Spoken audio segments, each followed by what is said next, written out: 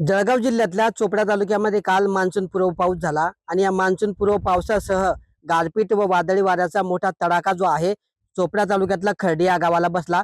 आपण आता याच गावामध्ये आहोत आणि आपण जर बघितलं दृश्यांमुळे तर तुफान असलेल्या वादळी वाऱ्यामुळे जे आहे या ठिकाणी अनेक भागातल्या ज्या आहे केळीच्या बागा ज्या आहे या ठिकाणी कोलमडून पडलेल्या आहे आणि जमीनदोस्त झालं चित्र पाहायला मिळत आहे. आपण दृश्यांमध्ये जर बघितलं तर आपण केळीच्या बागा बघतो आहेत की अत्यंत विदारक असं चित्र आहे आणि मोठं नुकसान जे आहे या ठिकाणी केळीच्या बागांचं झालं आहे.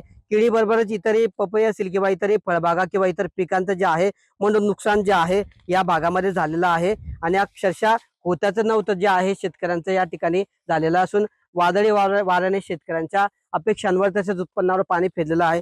आपण शेतकऱ्याशी बोलणार आहोत. काय दादा, काय नेमकं नुकसान झालंय, कशामुळे झालंय?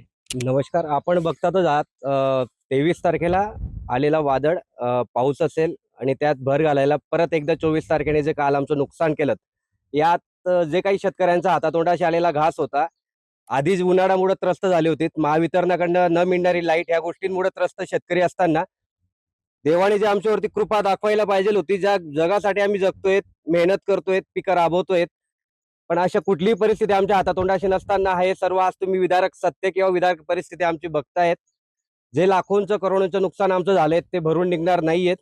पण आमची एकच विनंती आहे, आमच्या कष्टाला, आम्ही केलेल्या मेहनतीला तुमच्यापर्यंत जे काही मान सन्मान देता येईल तो मान सन्मान तरी द्या. काय सांगाल दादा, गावामध्ये तरी पण अंदाजे किती हेक्टरवर नुकसान झालं असेल, किती बागांचं नुकसान झालंय, कोणकोणत्या पिकांचं नुकसान झालंय? आमच्या गावात केळी उत्पन्न कम से कम 100-200 हेक्टर लोकांचे नुकसान झालेलं आहे.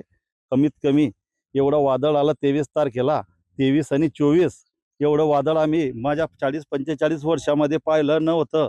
पण आता आजच्या रोजी आमदार साहेब वर घाण होऊन निघाले, खर्डीला येत आहे. त्यांच्याकडून आम्हाला जेवढं नुकसान झालंय शेतकऱ्यांचं आणि त्यांचे काहीतरी नुकसान भरपाई मिळावं, आम्हाला हेच इच्छा आहे. आमच्यावर अन्याय व्हायला नको पाहिजे.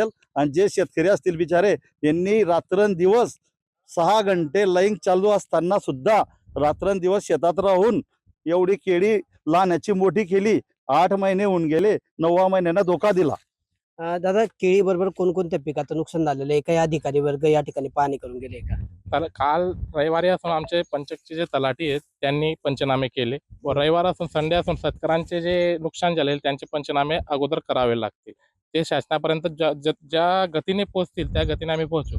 आणि आमच्या शहरात बघायला गेले केळी, पपई, चक्री, नवीन लागवड कापसाचे झालेले आहेत. ज्या जुन्या मक्या पडलेले आहेत, काही शेतकऱ्यांचे बिचाऱ्यांचे मक्के नाल्याकाठी होते ते वाहून गेलेले आहेत बिचारे शेतकऱ्यांचे. मूग हे जे प्रमुख पिके आहेत त्यांचे जास्त प्रमाणात नुकसान झालेलं आहे. आणि क्रमशः जर सांगायला गेलो तर 23 तारखेला संध्याकाळी 4:30 ते 5:30 ते 6 वाजेपर्यंत पाऊस, हवा आणि गारपीट ही चालली.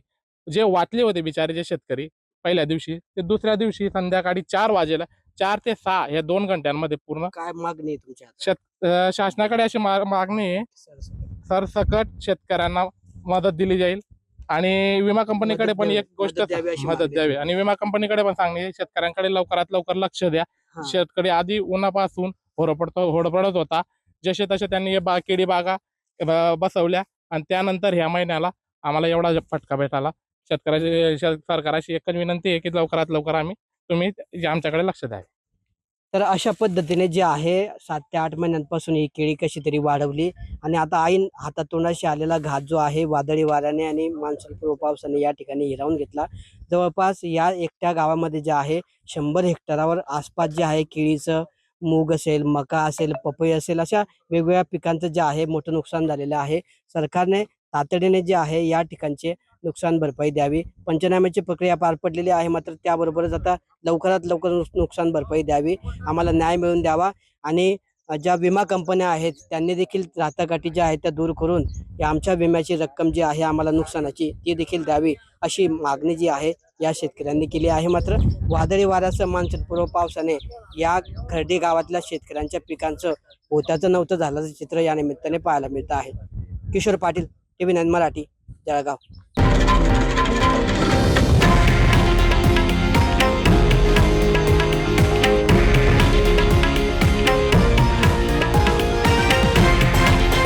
हे आहे देशातील नंबर 1 न्यूज नेटवर्क आणि आपण पाहत आहात TV9 मराठी, एकमेव.